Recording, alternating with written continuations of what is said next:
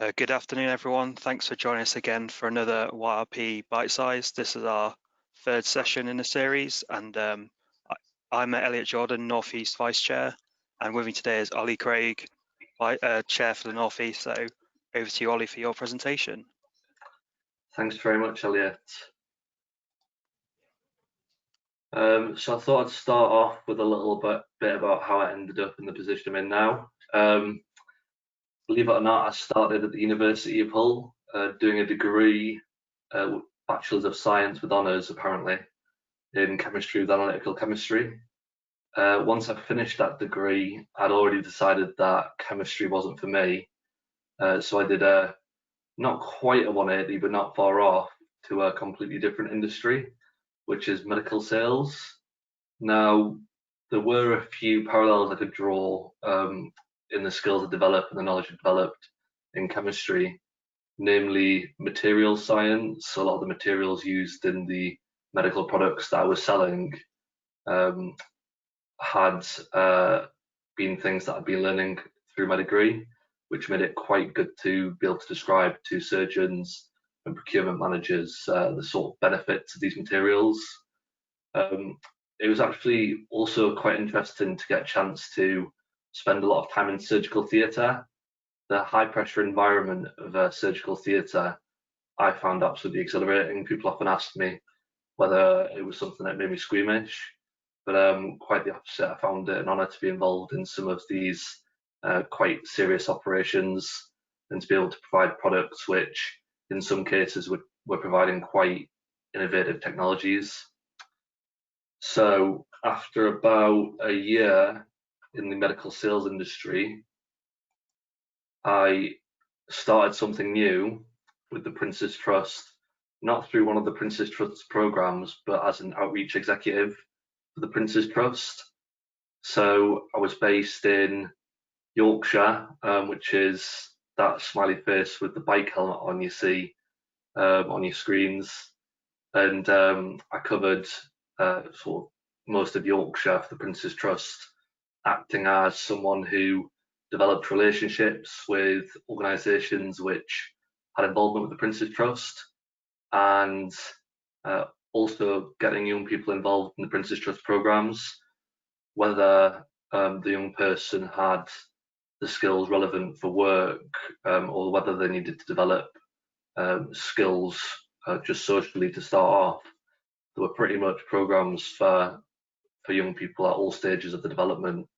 So that was really rewarding, but also quite stressful to sort of see the difficulties some parts of society faced, I guess. But I did enjoy the charity sector, although I didn't feel it was something for me long term.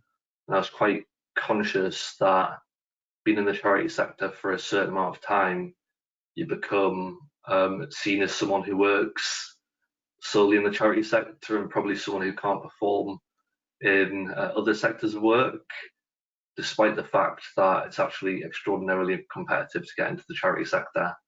You know, for some reason, people love working for no money for all the hours of the day. But the next step for me was I made applications to a couple of graduate schemes, and there was a graduate scheme at the time known as the General Management Graduate Scheme, which is, you know, the one which essentially, as it says in the tin, doesn't really specialise that much. What really attracted me was it seemed to offer an opportunity to explore the whole company, which for someone as indecisive as me, who went from chemistry to medical sales, then the charity sector, it just seemed ideal.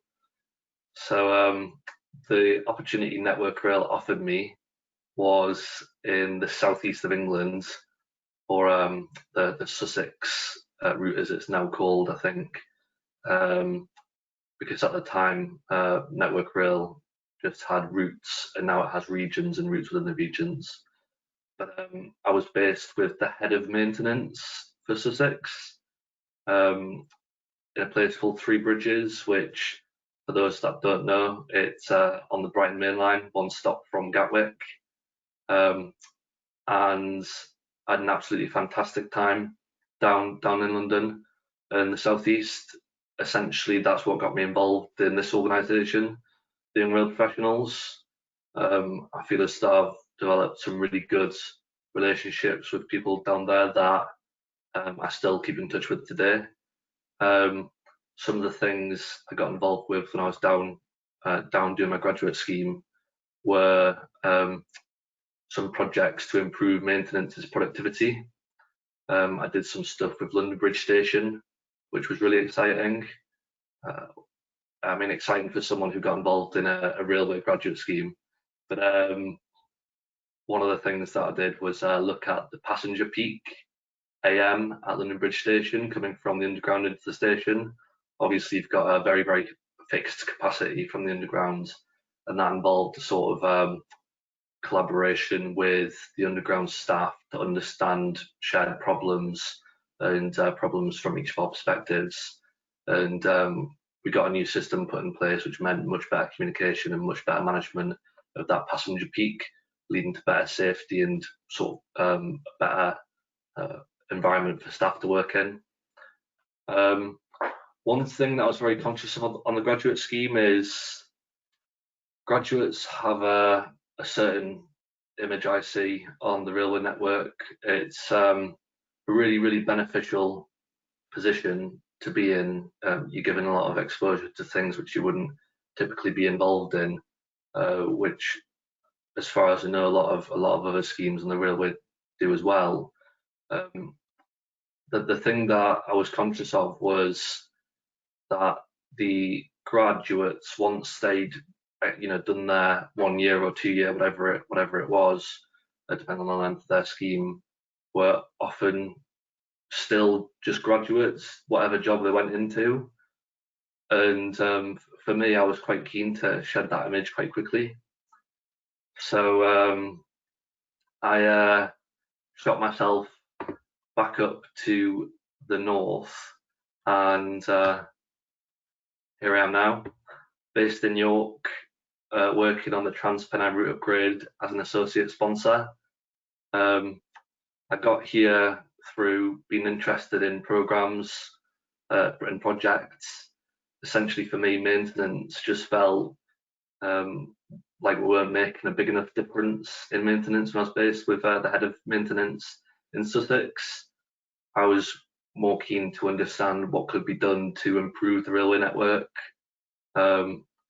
These massive projects and programs involving so many different companies, organisation, various stakeholders.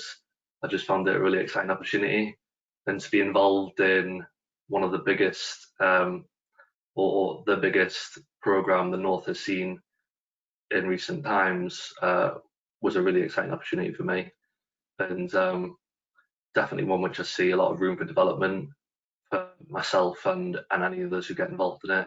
It's funny, I quite often see people I know through just the work I've been doing in London and the southeast previous or in recent times, just popping across the TRU because the opportunities are popping up all the time. So a little bit about the Trans-Pennine route upgrades. Who is it that's involved, and sort of why are we doing it? A little bit about it. The scheme is entirely funded by the Department for Transport, so this is through taxpayers and fare payers through the DfT's enhancement budget. We work really closely with a lot of people in national and local government, the train operators and freight operators. All of these stakeholders have very different motivations, and I'm going to come on to in a little bit what my part is in all of that. There's also a huge supply chain. As you can see, some of the delivery partners on your screen there. It's not just Network Rail who do big programs and projects. We couldn't do it on our own. There's a lot of expertise which we need to draft in from these companies that have specializations which we just can't host as a company. which I guess again just illustrates the amount of opportunity to get involved in projects and programs. And as you can see on the left-hand side under the Department for Transport and funded by the UK government, there's a real uplift in capacity through this programme. Our capacity, pre-COVID, and I guess that's a sort of note to bear in mind through a lot of presentations on programmes and projects at the moment. But that was just over 2,000, and our output is going to be over 3,000 seats, which is quite significant. So that's just a very, very surface level amount of detail about TRU and who's involved. What is the Trans-Pennine route upgrade trying to solve? Well, if anyone's ever tried to get from York to Manchester, I don't think it's actually that difference in the amount of time it would take you to go from York to London, which is just really unacceptable. The sort of east-west, west-east connectivity in rail is really poor, and you can see a couple of pictures on your screen there that illustrate the problem for people in this country. The road and rail transport links between these cities currently suffer congestion and poor journey times, with also quite relatively slow journey times. Passengers' demand on this route has doubled in the last 20 years, which has led to severe overcrowding. Today's trains run under diesel traction and therefore cause harmful emissions. Passengers and government want improvements to start ASAP. The level of service and the sort of what people actually expect in terms of a greener form of transport, a more comfortable form of transport, just aren't there between York and Manchester. So that's part of the problem. But before solving a big problem such as this, you need to be able to prove to the government that you've got a viable business case, for it to understand the benefits that will come from the programme against the costs. So there's a thing called benefit cost ratio, which essentially tells us for every £1, how many pounds do we get back. To be classed as medium value, we'd have to have a 2-to-1 benefit cost ratio. Now, the Trans-Pennine route upgrade actually has a benefit cost ratio of 1.5 to 1, which is considered low. However, with the government's agenda to level up the north, it's actually more of a socio-economic argument for the Trans-Pennine route upgrades. Leveling up the north, we might not have the same benefit cost ratios, but these methods of appraisal seem to be quite heavily weighed in the favour of the southeast and places which are already heavily congested. So we've got other arguments to support TRU, which the government are behind, as mentioned. The government and passengers just want this to happen as soon as possible. So what are the strategic outcomes for the Trans-Pennine route upgrades? As I just mentioned, the economy, contributing to levelling up the north. There's agglomeration benefits, improving connectivity between major urban centres. The environment, we are going to electrify a lot of the route now, and the reduced diesel operation following a partial or full electrification, once we've got the scope nailed down, we'll know, will lead to air quality improvements, particularly in urban areas and enclosed stations. And obviously, like everyone in railway, we hope for a modal shift from the road to the railway as we improve our capacity and performance on the route. Rail in the North of England, TRU is part of a portfolio of programmes to improve rail services in the North of England. And there's complementary capacity improvement initiatives at Leeds Station and the Manchester area. TRU represents a step forward towards the transformation of rail in the North of England to be delivered through Northern Powerhouse Rail, which is a new railway between Manchester and Leeds. TRU provides capacity for the next 20 years at least and has a legacy benefit post Northern Powerhouse Rail. And obviously there are new government aims which, you know, big announcements in recent budgets outside of the COVID announcements. But the government really want to prove that they're serious about this levelling up of performance across regions. That they've been seen as previously a government who focus on London and surrounding areas. However, with the new majority that they've got, they want to convince the voters that they do actually care, and they really are serious about getting this levelling up of things like Northern Powerhouse Rail and Transpennine Route upgrades. So what is involved in the role of a project sponsor? A sponsor is a really difficult role to describe because some people describe it as a multi-tool of a program. It does lots of different things, and really, what the best way I could think to describe the role of a sponsor is that a project is a temporary organisation. It exists to deliver a change to the business, and the business is a permanent organisation. So, you know, if a business is running a project, it's to create some form of change. But if the project fails, the business needs to deal with those consequences because it is a permanent organisation. So what the sponsor does is it, as it mentions on the screen here, it plays a pivotal role in that, where it represents the views of the business and sort of takes a more strategic view, less sort of involved, a little bit more step back and objective.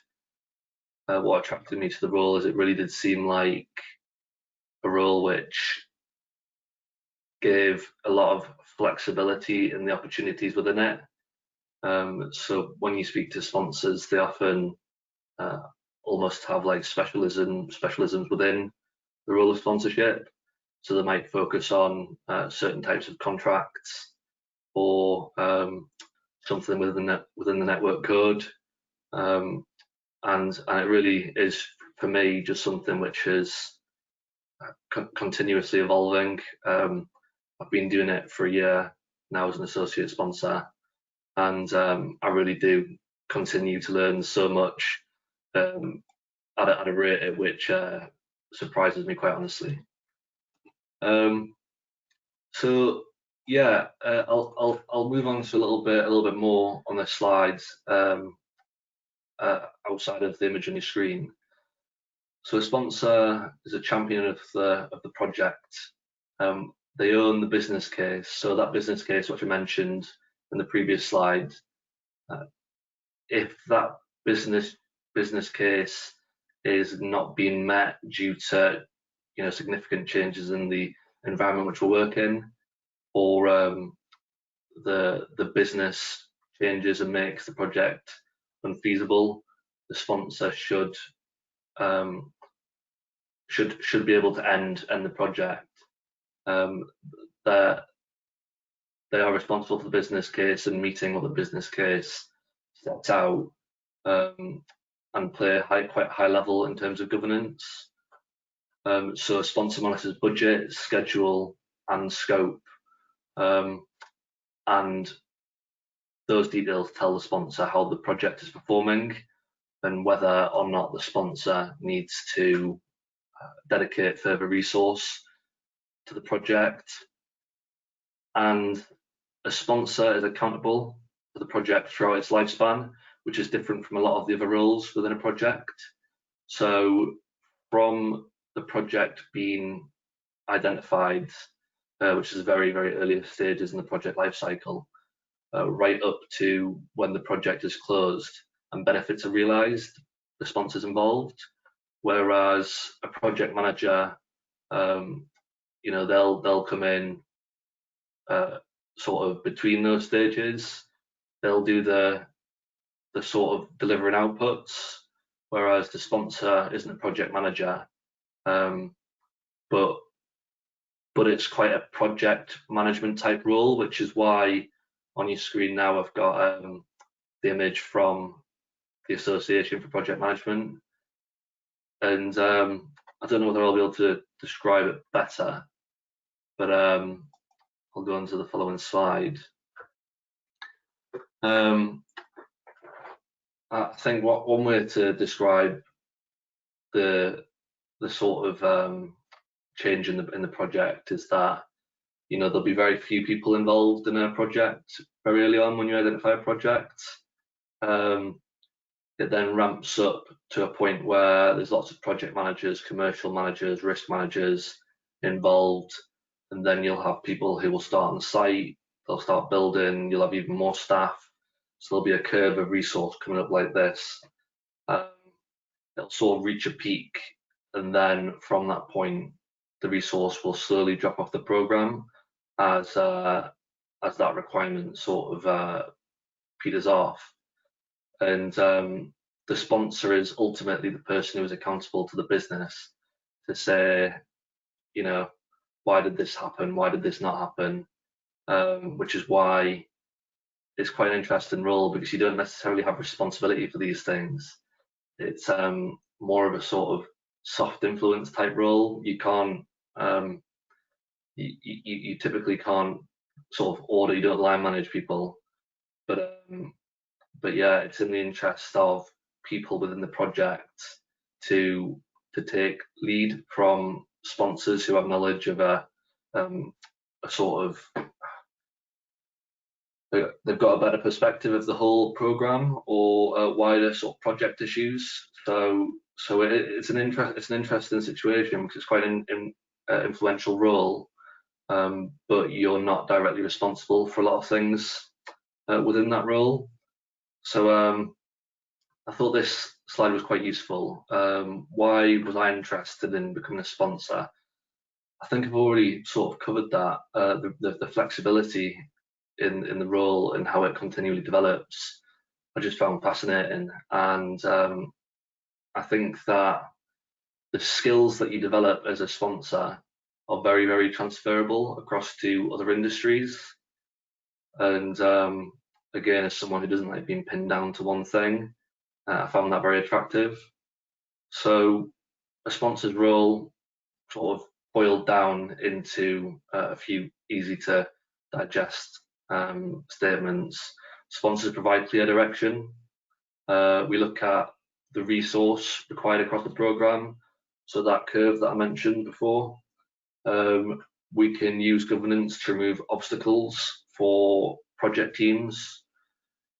We act as a champion of the project, so we're obviously accountable for the success of the project, and therefore we want to champion the project to stakeholders internally and externally. We link the project to the organisational strategy of the business, and we ensure that project and program-wide oversight. So what sort of profile would describe a good sponsor? Someone who's a leader and a motivator, communicates with a big picture rather than getting bogged down in the detail. My line manager always tells me if I'm ever getting into too much detail with something, he always just tells me to take a step back, which I think is really interesting and good for my development, makes me think. But a passion and commitment for success. Obviously, when things aren't going right, you need to be able to persevere and have that tenacity to continue. I guess that, again, willing to do whatever is needed, holds self and others to account. Having a high level of awareness in the organisation, and also developing respect within the organisation. There's a few organisations which I've put down there at the bottom, which I think, whether you're interested in sponsorship or any roles within the railway industry, really are quite useful, but particularly ones which I thought were good for sponsorship. Getting involved in different types of rail media, the Association for Project Management, the young rail professionals, reading up on the Department for Transport, or some of the stuff that the Institute of Railway Operators put out. All this stuff develops your knowledge and your networks within the industry, and that is absolutely integral for your success and sort of making progress. So I hope that little bite-sized session, kindly organised by the Vice Chair of the North East Committee, was useful to those watching. I'd welcome Elliot back on the screen, and if there's any questions, happy to take them.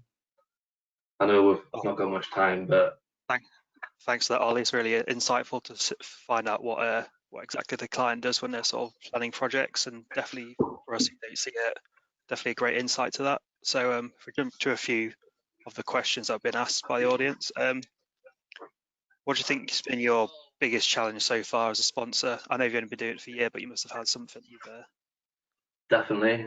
I think the biggest challenge I've had is that, because as a sponsor, even though I'm not senior within the sponsorship organisation, I actually interface with a lot of senior people on a daily basis. So program managers, heads of, director level sometimes. And I think actually gaining the respect from those people who have, in some cases, decades of experience, has been a bit of a challenge. When there's pieces of work which I'm essentially wholly accountable for, and you have directors and senior members of staff copying in my seniors, it feels as though it's been a little bit of a not trusting my judgment and my work. But I guess the way I dealt with that was, I'm just always very clear with what I'm doing, and sort of try and be as assertive as I can in the interactions I have. And I have genuinely felt, as I've taken on more responsibilities within the program, for example, now I chair a working group for network change. Obviously, have other bits of work, but that's something I took on recently. And I think, just continually being keen, learning, not thinking you have all the answers. I think that gets the respect of the senior members of staff. But I'd definitely say that's been my biggest challenge. Yeah, I feel you like interacting with a lot of senior staff. It can be a bit daunting sometimes, but they definitely know what they're on about. Definitely. You mentioned about how you think there's an image that graduates hold. What do you think future grads or current grads can do to sort of shift that image, even if it's a negative one, to a more I positive think one? there's a lot of stuff that graduates can do. I think the problem is, and it's not just graduates, but apprentices and people who come into the industry with good qualifications, whatever it is. I think there's a few people in the industry, and I've spoken to people about this whilst I was on the graduate scheme and postgraduate scheme, to sort of try and understand the dynamic, because it is an interesting one. Network Rail, for example, brings in over 100 graduates a year, and when that happens year on year, that's something that can't really be missed. It's quite significant. But the biggest thing I'd say people can do is to genuinely understand that you don't have all the answers. You're in an industry with a bunch of people who will always know lots that you don't know, had experiences that you haven't had, and just really try and put yourself in their shoes and understand the situations that they have had sort of had to go through to get to where they are. I think the apprenticeships and the graduate schemes are quite a privileged position. You're sort of seen in a bit of a like golden light by the companies, and I think you give people a reason to resent you if you're sort of quite smug about the opportunities that you get. You're not grateful, and always be polite to people. Don't sort of I don't know how to say it in any better way other than lick people's bums too much. Be genuinely assertive, but respectful through what you're doing. Um, and just get really involved in stuff. Don't think that you're above certain tasks because you're not. And the longer it takes you to learn that lesson, the more you'll be held back. Once you learn that lesson, you will definitely find that people respect you a lot more. Thanks for that advice. I'm sure a lot of people will find it beneficial. Just like at the time, I think we sort of come to the end of today's session. So once again, thank you, Ollie, for talking us through the project sponsor role. No problem. If you've enjoyed this session, we've got another YRP Bitesize this Thursday on civil engineering by the Treasurer Lorena Muscai. And if you're not already a member of the YRP, check out the website, sign up today. It's all free. So thanks again, Ollie, and I'll hopefully see everyone at the next session on Thursday. Same time, Cheers, same everyone. place.